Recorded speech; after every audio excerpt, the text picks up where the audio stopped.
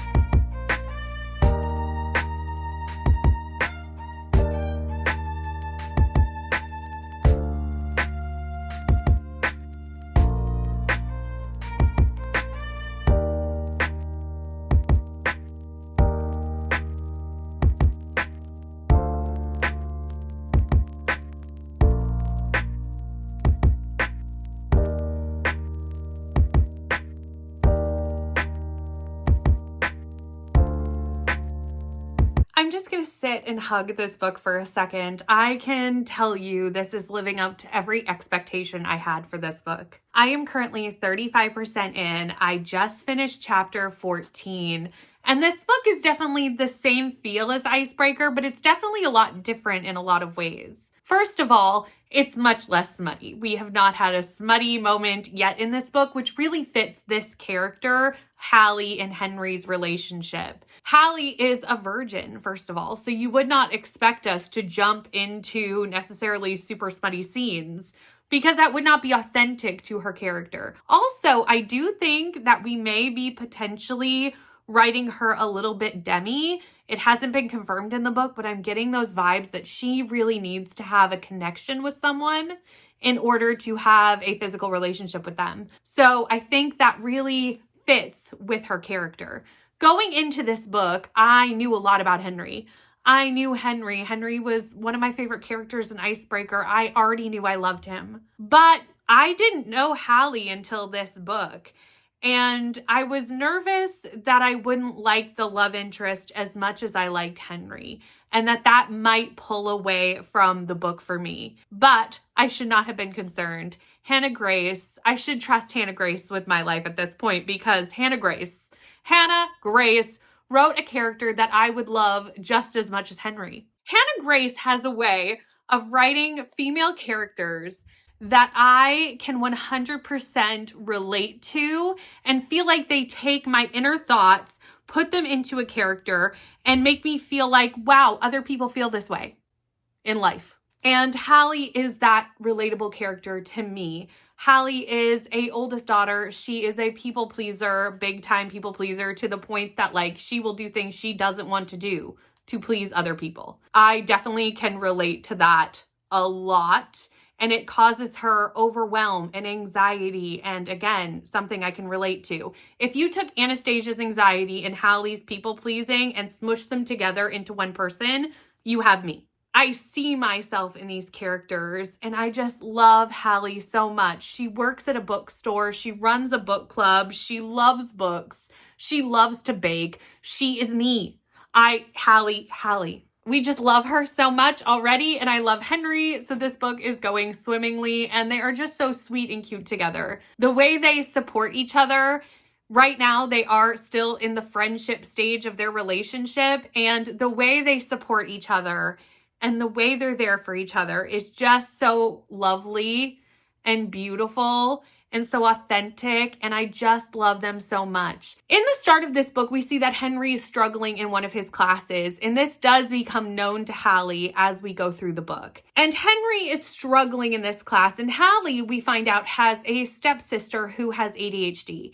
And Hallie has always been able to help her stepsister Gigi with studying and succeeding in school by doing things that help her focus with her ADHD. And Hallie takes these skills and uses them to help Henry. Henry is not diagnosed with ADHD, but he definitely has some sort of neurospiciness going on. And Hannah Grace does cover that we will not see Henry's diagnosis in this book in the letter at the beginning of the book. Which, a side note, was I almost in tears from the letter and the dedication at the beginning of this book? Yes, I was. Hannah Grace, you should not be able to understand my person and talk to me so directly through an acknowledgement or a letter to the reader. Like, what? I mean, this author, I will read anything Hannah Grace ever wants to write because I just feel seen by Hannah Grace, if that makes any sense at all. Also, the amount of times I think I have said Hannah Grace's name in this update, you could probably start a drinking game with it, but here it is. So anyway, Hallie uses these skills that she knows from her sister to help Henry, and they even do like body doubling sessions, and I just loved seeing it. I love seeing the mental health rep in these books. The mental health rep in Icebreaker was fabulous. The mental health rep in here is great. I love it so very much. The neurodiversity, I just love it, and it's why I adore these books so much. This couple is not letting me down in any way, shape, or form. This may be my favorite of the books. This book is already making me want to just like hold it and hug it and cuddle it. And I'm going to get back to reading it, but I definitely wanted to give you a little bit of an update.